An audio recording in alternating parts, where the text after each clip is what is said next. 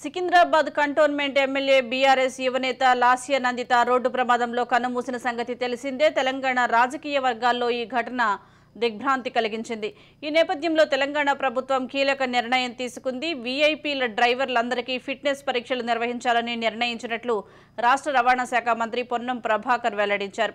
ప్రభుత్వం దీన్ని సుమోటాగా తీసుకుందని తెలిపారు. మొత్తం 33 జిల్లాల్లో రవాణా శాఖ ఆధ్వర్యంలో ప్రముఖుల డ్రైవర్లకు ఫిట్నెస్ టెస్టులు నిర్వహిస్తారని వివరించారు.